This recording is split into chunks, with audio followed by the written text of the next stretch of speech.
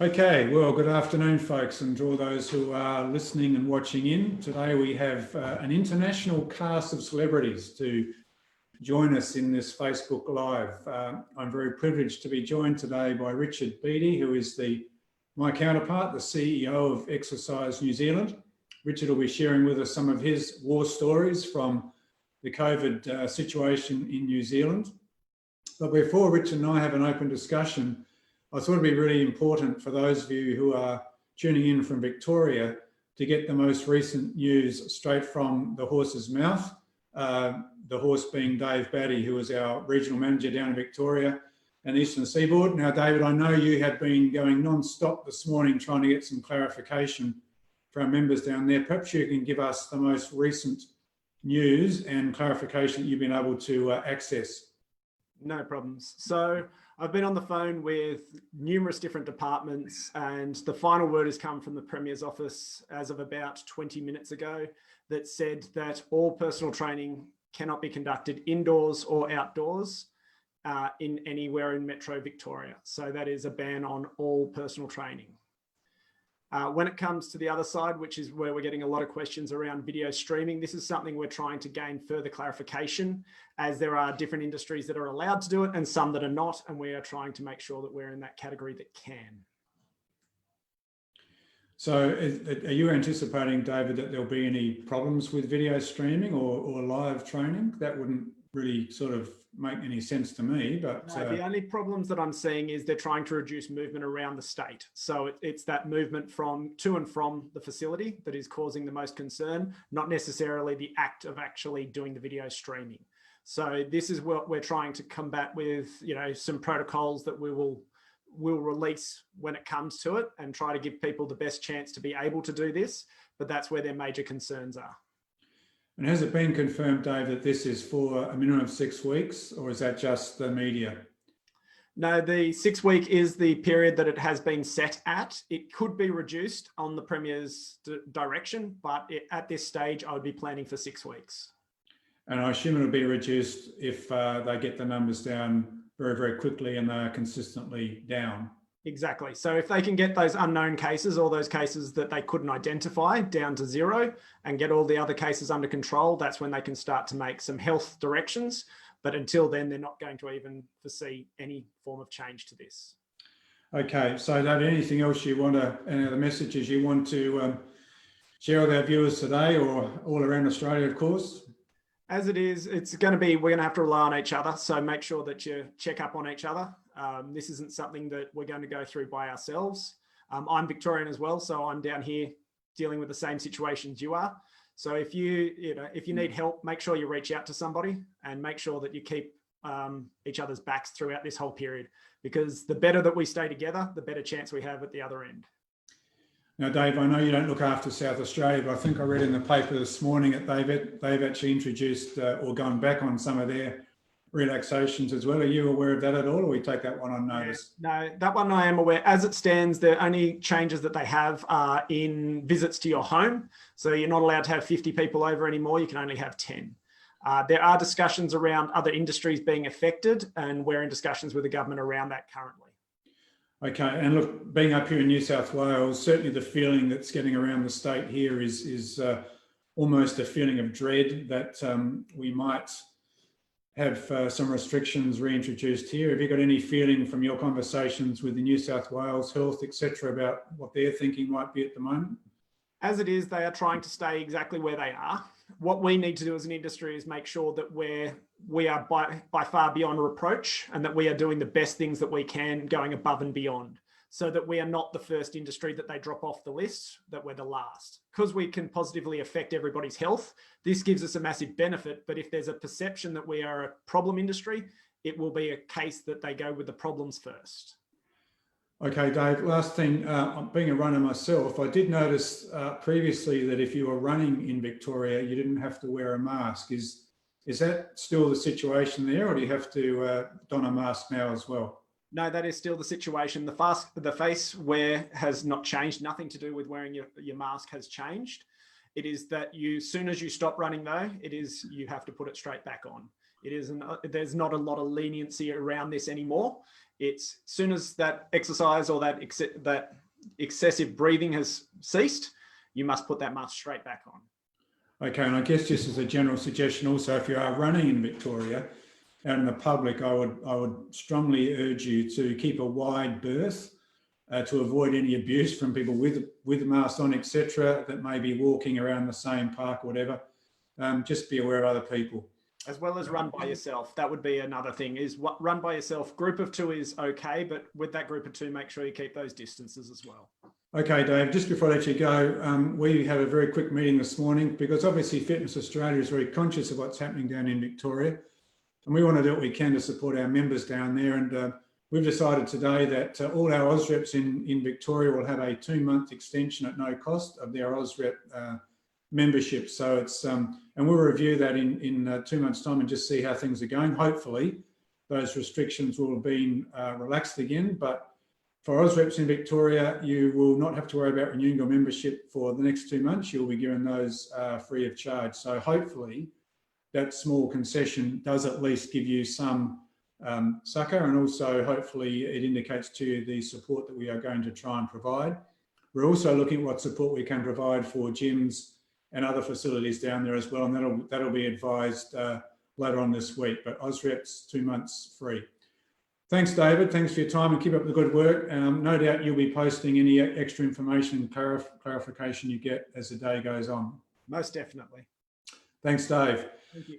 Good day, Richard. Sorry to keep you waiting there, mate. We had to keep things going here and keep our people informed. Now, Richard, we know that, fingers crossed, New Zealand has been successful in eliminating the virus over there. We also know that you guys went into some pretty severe restrictions for a period of time. They're probably not dissimilar to what Victoria is going through. What sort of messages of support or hope or whatever can you pass on to the crew here in Australia from the lessons you guys have learned? You're on mute, Richard. Thanks, Barry. The one thing I would observe, if we compare Australia to New Zealand in the initial lockdown, New Zealand went a lot stricter, and some of the criticism was, well, why can't I go surfing? You know, there's no risk to me surfing from catching COVID, so why can't I do it? Why can't I go on my boat? Why can't I go to my holiday home? All the things that, if you look from a virus perspective, actually is low risk or no risk.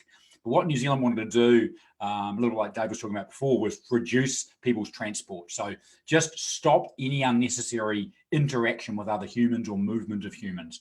And it looked really extreme at the time because our lockdown level 4 was very strict. You know, you could only go to the supermarket or to the doctor, and even the doctor, of course, was going to be virtual pretty much to start with. You go to the hospital, that was it. And so if you weren't an essential worker, and that was really interesting because often we look at Australia and say, why aren't we doing what they're doing? Obviously, hindsight being what it is, we look at it and go, actually, I'm glad we did what we did. And if you look at Victoria now, they are going very strict. And I'd say anyone in our industry, if you're looking for the loophole, just stop. Stop trying to look for that. Well, I'm not a personal trainer. I'm just training with my friend, and that's only one, and I'm 2 meters apart. Why are you doing this? One, you are putting people at risk. And even if the thing that you do is so far apart or so limiting, like it's a one person who is 20 meters away, but you're still doing a bad thing in the sense of you're sending a message that we as an industry don't take respect for the boundaries and the rules. What we should be looking for is, how do we engage with our clients in a way that is fitting with the rules? So obviously that's going to be virtual and, you know, text messaging and phone calls, all the things that you can do, but don't look for the exceptions. And that was the thing that we were really strict on as an industry body during our lockdown, and so was our government, and that was good because we're on the same page. There was a very small percentage, and I see it all the time. You see it on Facebook comments, not just on your pages, you see it on ours, you see it, I mean, way worse in the States, where a good chunk of the people don't get it. I think it's fair to say New Zealand and Australia, I think the vast majority we're kind of with this. As much as we don't like it, we'll follow the rules because we're generally people that will. And there's not too many conspiracy nutters out there. Unfortunately, there's a few, but we can always put them to the side. So I think the one lesson we learned was being strict, being hard is the way to deal with this. It's pulling a tooth or ripping off the Band-Aid stuff. You don't want to do it slowly. You don't want to do it piecemeal. You've got to do it extreme. Yeah, so what you guys are back now almost restriction free, is it? Is it back to Yeah, we are. I just came from a gym class at lunchtime. It was an indoor cycling class. I was 30 centimeters from the next bike. There was, the changing rooms are open normally. There is no, stay away if you're sick is a key message. But other than that, there is no physical distancing rules, and there's no mandated contact tracing, although we still encourage it as an industry, and the government has as well. It's fair to say very few people are doing it. Contact tracing is pretty much non-existent in our country. And at the moment, that's okay because we have no community transmission. Like you, I'm a bit like New South Wales in that I still think at some point, I hope I'm wrong on this one, we're going to get some more community transmission, because just one person needs to make a mistake, one test needs to be wrong, one idiot needs to escape quarantine, and we've had lots of those. And we're going to get a community outbreak. And I want to be wrong on this in the same way, probably like you, we're planning for lots of scenarios as an association, and we're planning for lots of scenarios that we never want to happen, but we want to be ready for it, because first time round, it was fair to say it took government by surprise and many businesses, but second time around, we want to be ready as we can be, because given that, we don't have a magic bullet, we don't have some way of fixing it to businesses, but we can be there to support them, exactly like the type of things that you're doing in Australia. Yeah, Richard, look, I actually despair to some degree. I think that the sector is actually, really stepping up to this and trying to do the right thing. But just share an anecdote with you. I won't name the particular franchise. I don't want to embarrass them, but I go to this particular gym, and I was there on Saturday. In New South Wales now, you have to have a marshal, what they're calling a marshal, which is a dedicated staff person who basically monitors what's going on inside the facility. And on the Saturday, there was a young guy there, and he was telling people that didn't have a towel, they had to leave, reminding people they had to wipe down and all the rest of it. And that was working really well. The same service I went to yesterday, they had a young woman marshal who spent the hour and a half I was in the gym, actually in the office. There were 10 people in the gym. The only person who was wiping equipment down was yours truly. Now, this is the industry's trying to do the right thing. Generally speaking, the gym owners, the business, the staff are trying to do the right thing. But it's actually so many of the members who attend, and it's usually males, and unfortunately, who just do not do the right thing. So, and these are the guys who are going to pull us down. This is what's going to, if we're not careful. So in New Zealand, you've got most of your restrictions removed. How, from your observations, are members behaving in the gyms? Look, on the most part, I think it would mirror really Australia. On the most part, and I'll go back, if I went to what we called our level 2, which was where everything was allowed to be open, but we had restrictions. It was the 2 meter, 1 meter distancing. It was the, wash your hands when you enter, lots of, wipe down every surface after you touch it. So that was kind of going back one step. And I observed them, most people were pretty good with it. The gym I went to, same kind of thing. Someone was out there saying, hey, you don't have a towel, here's one for you. Next time bring your own. Please make sure you wipe that down, all that kind of stuff. So it was very, very good. Lots of marks on the floor about where you stand or where you might be in a class. But the one thing we noticed, we saw it on Facebook. Again, I won't mention the brand, but a bunch of people after the class hugging for their group photo. You go, what are you doing, guys? Now, again, without explaining it, at that point, that was absolutely banned. They shouldn't have even been standing that close, let alone touching at the end of the class. Now, what it showed was the fact they even put it on Facebook is they didn't care. And my concern about that, it's the same in Australia at the moment. The vast majority of people will play by the rules. There'll be a small group that won't. Now, when they're in our industry, the real danger isn't just the virus spread. Yes, that is a very real risk. The reality is if you've got 1 in 1,000, it may be that the virus doesn't spread from that activity. But a bigger risk is not just the virus spread from that class or that one gym on that day. It's the damage it does to our industry. And I think it was David said earlier, we don't want to be the first to reclose. And the problem is that's what they'll judge, because they'll see that on Facebook, the government agencies, and saying, right, we talked about this. I know, Barry, you and I probably a couple of months ago, actually, gyms and bars. Gyms and bars are how we get clumped together, because it's where hundreds of people go together in close proximity for an extended period of time, breathing on each other. Now, we know the value of exercise and why gyms are so important. But the problem is when you're looking at it from an outsider, it's just another place people go to. And it's worse than malls because you actually hang around the same people for a length of time. And so from their perspective, it's very easy to close. And so we need to make sure, everybody does all those extra steps, not just most, because if it's 90%, it doesn't work. It's 10% that'll get us all closed, because they won't close that one. They'll close us as an industry. And it's just easy, isn't it? You can see the decision of should we allow blah or not, just don't allow it. And unfortunately, that becomes gyms. And what we want to be able to do is say we can do it, and we can do it safely, depending on whatever level you're at. Are we at a level where you're allowed to go to a business? Okay, these are the protocols. If you're at a level where you can go to a business and do lots of stuff, yes, there'll still be other protocols, but less of them. But the one thing that I'd say, there is a small percentage, and they do ruin it for everyone, not only for viral spread, and that's what happened in Victoria to a lesser degree, but also for an industry. And we really, I was reporting those studios and those businesses directly to WorkSafe, our government agency. And I thought about it hard before I did it. And it's like, this is the first time I need to call it, because we need to say that is unacceptable for whatever reason you want to measure it by your own standards, but it's unacceptable because it damages our industry. And we did a huge amount of work, as I know Fitness Australia does, to work with government to show we can do this safely. In fact, one thing I would say is, where possible, go above and beyond. Stop looking for you said 1 meter, sometimes 2 meters, I will go with 1 meter. Well, isn't 2 meters better? And I'm just using that as an example, because obviously every state will be different. Where you're at, risk of the virus will be different. But let's say there is a 1 meter somewhere and a 2 meter somewhere.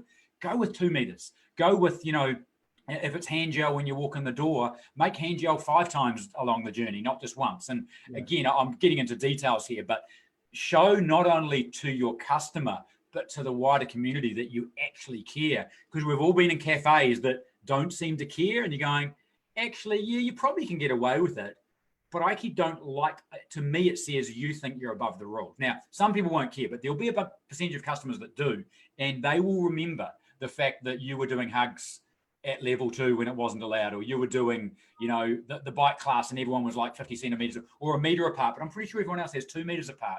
Why are you guys cramming them in? Because you want more people in your class. And the one thing I'm going to call people on, please don't say it's because we believe we want people to exercise. I get that. I mean, like, you and I, Barry, this is what we do for a living. We believe it in our hearts. It's why we do the job we do. But please don't kid yourself that you are doing a good service by cramming people more in, or sneaking them into the gym at 3 a.m. in Victoria because, it's essential. Or I heard one person saying, but the clients I have are all special needs and they therefore have more. And you're going, what? Are you kidding? Do any of them have health conditions? You're putting their lives at risk over what is effectively a very short-term thing. We've got to look at this. The one piece of advice I give to everyone, even in Victoria, and I really feel for everyone right there. We just made it through that first one, and then you got smacked again. But it's very short term. 6 weeks on the scale of your career is a blip which you'll look back and go, excuse my language, bloody hell, that was really tough. In fact, that was, more than tough. It almost put me under. But it will be that moment where it's 6 weeks. It might be 8 weeks. It is not going to be 5 years. It's going to be a time where it's like really tough. Use that 6 weeks, do some stuff, reinvent your business, do some online training. There's lots of stuff you could do. It is tough, but it's very short. 6 weeks is a bit longer than your holiday. So think about that and contextualize it, because it's important to not think of this. It is not doom and gloom. It's just a really tough 6 weeks. Yeah, that's true, Richard. I mean, 6 weeks looking forward seems like an eternity. 6 weeks looking backward is, as you say, a blip. Having said that, it's easy to, sitting where we are, I guess, to be able to explain that away. But I'd also like to talk to you. I know, when we had a conversation after your restrictions were relaxed, and when the restrictions were first put in, you and I had some conversations, and you were sharing with me that you thought that a lot of businesses could be in problem because the members coming back or not coming back, and businesses falling over. My conversations with some of the franchise groups that operate in both our countries indicate that their experience in New Zealand has been pretty positive in terms of their members. They've lost some, but then they've also gained some. Perhaps you can share some stories that you've heard anecdotally of how the businesses moving forward, when they reopened after those restrictions, how quickly they got back on their feet. Yeah, absolutely. And so you're right, Barry, because I remember we were doing our projections as a business, and part of the the numbers and the metrics we needed was, well, how many potential customers would we have? How many gyms would be out there? How many trainers would be out there? And we were estimating between 10 and 15% of the industry would close due to this. We had to make some assumptions around that. We made some assumptions of lockdown, and we made some assumptions about what we would call the level 2 restrictions. So that's meaningful restrictions, but you can still go back to the gym, but there's 2 meter distancing or whatever the protocol might be. Now, what happened was those restrictions got lifted way earlier. I think we are one of the few countries in the world we literally have no restrictions. And what that's resulted in is a very quick transition back to what I call normal. You think of everyone I speak to, whether they're in our industry or not, wants normal. Whether you've got your job or not, that's a financial challenge. But assuming you've got some income coming in, you want to go to the cafe, have your coffee. You want to go to the gym and have your workout. You want to do the things that you used to do, because we're all over COVID, right? If we're just honest, I would really like it to end for every reason under the sun. But one of it, just life would be normal again. And that was really positive because gyms are part of that normal life. And so what was very, very positive, we did some stats within 3 weeks. Most gyms are about 90%. I say gyms, I'm talking studios, recreation facilities, yoga studios. Yoga bounced back a bit quicker, but within 4 or 5 weeks, pretty much everyone was somewhere between 80 and 90. Even PTs, that was a bit slower coming back because obviously PTs are a higher price point. So I think people are slightly less reluctant to spend their $50, $100, whatever dollars a week they might be spending with the PT. But we have noticed now even PTs are at that 70, 80%, which, let's face it, if you've been an experienced PT, if you're at 80%, you can probably survive on that at least for a while. When you're at 40 or 50%, most businesses, that is not viable. So there's that magic number, maybe 70, maybe 80. For some, it might be 90, but that's where the industry is at. And that's very, very positive. We've only seen, I think, I can count on my hand, like probably 5 closures in New Zealand. And the vast majority of them we knew. And when they spoke to us, when they were being honest, they said, look, we were struggling before COVID. That was almost the excuse to close. And I do feel sorry for them. It's still it's a sad time when a gym closes, but the reality is it was not a COVID related issue. It was a COVID nail in the coffin thing.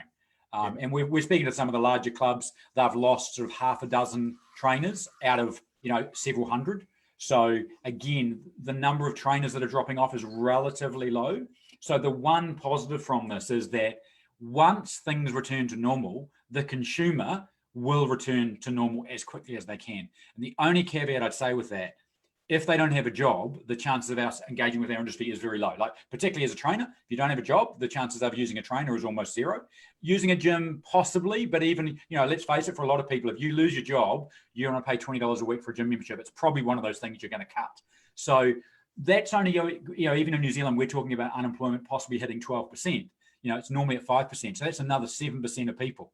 So if you took 7% of your customers away, assuming they are evenly distributed around the country, which they're not, then that's the kind of numbers you're going to be having. 7%, we can take a 7% hit. So there is positive here once things are normal. Now, what normal is, I don't know. You'd have to ask experts in COVID-19 around, do we expect a vaccine in the next year? You read today, WHO is saying maybe there'll never be a vaccine. So there could well be a very long tail to this thing. But if you can eradicate it like New Zealand, and touch wood, we hold it there is a possibility of normality returning. But unemployment is the one caveat, because that's the one thing you can't control. If your client loses their job, they are very unlikely to continue to use you. Yeah.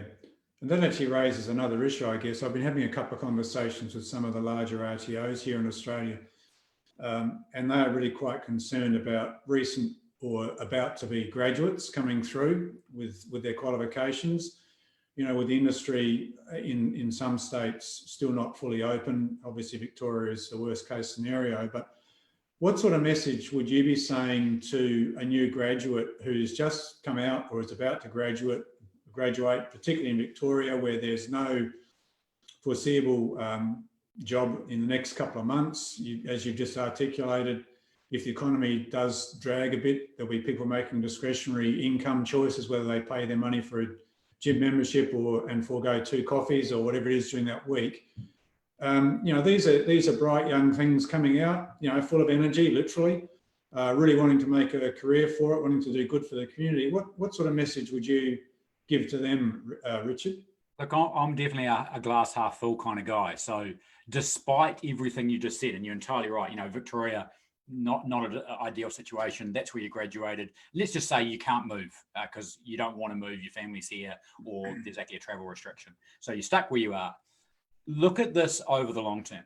So the first 6 weeks of your career are zero. Well, if you're a PT, when you start in day one, it's not like you have 100 clients on day one anyway. So the first 4 to 5, 6, 3 months, you are building your career. It's just going to take 6 weeks longer. And let's say that 6 weeks is wrong. Maybe it's 8 weeks, maybe it's 10 weeks. But on the scale of your career, it's just extending it a bit. So what you have got is a clear window to say, what am I going to do during that 6 weeks? Well, go back to the stuff that you learned about, looking for your market and what am I going to do, and give it some good thought. Maybe do some more online study. Lots of stuff. The good thing is lots of it is either free or very accessible right now. Some of the world's best conferences from other countries are now online. Even Filex, fantastic opportunity to do some of the stuff that I see out of Australia at a price that is just crazy. And so, I would definitely look for that future. The future, the one thing about our industry, it is really, really good. If you're in the aviation industry, and lots of my friends, probably like most people, work for an airline because there's just so many of them, right? And you go, wow, if you've still got your job, good luck. But I still don't think I think their future does not look good. And there's lots of other industries like that. If you're working in journalism, if you're working in anything that prints a piece of paper, I would be really concerned about your future, simply because the long-term future of that industry was never great, and it's just been made worse by COVID. What our industry is a really great long-term prospect, and then a terrible environment for the next 6 weeks. But that's the same as pretty much any other industry. There's the odd exception, but most industries right now pretty bad. But if we're going to look back in a couple of years' time, it definitely will be a tough time for our industry, but it won't change the fundamentals. We've got people in Australia, New Zealand, every Western country with not enough activity, with health conditions related to physical inactivity, to weight gain, all the stuff that, if we start talking, it's like, yeah, we're just repeating the message we already know. But remind yourself that's why you do what you do, because you're trying to help Australians to live a better life through exercise, and go back to that. Now, if you want to get another job in the meantime, you can, assuming the jobs are out there, but I just go, look, it's just adding 6 or 8 weeks to your career growth. And that first 6 to 8 weeks is always slow anyway. So just budget for that in the short term. Yeah, and look, you're quite right. I think there's going to be an increased emphasis on physical and mental well-being. And so coming out of COVID, we know that I don't know about New Zealand, but the Australian government signed up to the GAPA back in 2018, and at long last, it looks like there's going to be some movement at a federal level. Then all the sports ministers have met for the first time. They are developing a national physical activity strategy for Australia, which I would argue is even more important than ever right now, coming out of COVID. So they're developing a strategy. I'm sure that there'll be a lot of emphasis in health, sports from federal levels in terms of encouraging people to get active and stay active. So yes, this immediate future is not really good, but the longer term is actually, I think, going to be a big emphasis on our community's health and well-being. And so if people can hang in there, and I think some of your suggestions, look at online conferencing, whatever, are very valuable. I'd also encourage established Oz reps, if they can, to actually reach out to some of these new graduates and sort of mentor them and help them through, because these personal trainers and Oz reps, they've been there, they know what it's like, they know how it is to start a business up. If they could sort of buddy up and provide that sort of support, would be really helpful. And I'm sure if I was a young graduate and someone who I knew had been established in the industry for some time reached out to me, I would absolutely welcome that. So what are the lessons that we can learn here, Richard, from what you guys have been through over there? Just generally speaking, do you think? Yeah.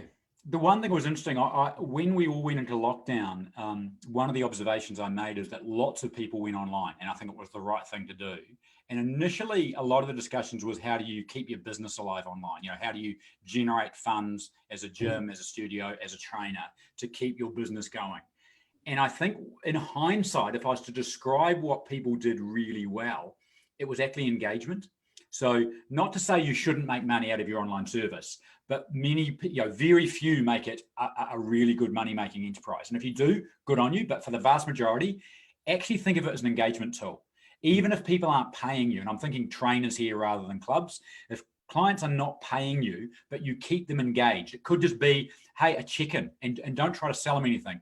Just checking in, how you're going. If there's anything I can do, as you know, we've got the free class on Wednesday, or if you do want a session, happy. But don't even try to sell, maybe. Just to checking in how you're going. Are you moving your body? Because as you know, it's really important, because they are your client. They already know that. You can make it personal, but you're checking in. And what will happen is that person is then a client. So that when the 6 weeks, when the 8 weeks ends, the natural thing they would do, assuming they have any money, they would come back to you. So whereas if they haven't seen you for 8 weeks, we all know what happens. Well, I'm not your client anymore. I don't go to that place, and I haven't heard from you. So I might go back, I might not, but I have to make a decision whether I do re-engage. So the one lesson I'd say is the people that did it really well, what they did do was an engagement strategy rather than a product offering strategy. Engagement, of course, includes products. So, some of the, like Les Mills had free classes on television. Not many people can do that scale. That was a pretty cool win for them, though. So it was actually a win for our industry, because to have group exercise classes on national television how many times a day was fantastic. I think it was it's like aerobics Oz style back in the, I'm going to say the 80s. I'm going to age myself here. But that, I think, is a great thing for our industry, even if that's not your product. It's like it promotes the benefits of why you should be active. And the fact that, the government got behind it, TVNZ got behind it, Les Mills, obviously it's the product. But I would look at that and go, engage with your client, whether you're a gym, whether you're a studio, or whether you're a trainer. Engage with your client, because remember, it's 6 weeks, it's 8 weeks, it's, hey, let's say on the outside, it's 3 months. Everyone's closed for 3 months. What would you do? Okay, first of all, I'm going to have a financial problem, but work that out on an Excel spreadsheet. What do you need to do? You've got a bit of government money. Hopefully they continue to give you something. You're going to cut everything else. You can put your mortgage on hold, all that stuff. But then move on to, why do you do what you do? Because I think the one thing that is amazing about our industry is the people do what they do for a whole lot of really good reasons, and it's generally coming from their heart. So go back to that and remind yourself of your purpose, because the one thing I observed just myself, we went from, I'm a person that very much a believer of work-life balance. I try not to work weekends unless it's absolutely essential, unless I'm at a conference or something. I was working probably 14-hour days. We had a couple of public holidays during the lockdown. I think on one public holiday, I only worked 12 hours. It's like I'm going to have a light day. And I don't complain about that. And by the way, also, the first thing we did was cut everyone's wages, including my own. And I was happy as. Why? Because I had purpose. I knew what I was doing, and we were here to help the industry. And I didn't even know whether we would survive this, but I knew that we had to do what we had to do. And we were saying, the one that we'll go down fighting, not sort of, because we could go in survival mode. Let's cut everything that we do. Let's survive. And then at the end, we'll come out and go, hi, guys, we're here to help. No, we made the call to actually up resource, to actually spend more time on stuff, cutting down our expenditure. But what it was really good is it gives you purpose. And I think many in the industry would relate to that, because why they do what they do is nothing to do with money. It's nothing to do with, some ultimate goal, other than it gives me a sense of purpose. So if you go back to that purpose, it's so powerful. And that applies, I think, to the industry body as much as it does to the personal trainer or the gym owner. And I think just go back to that, because that's why we do what we do.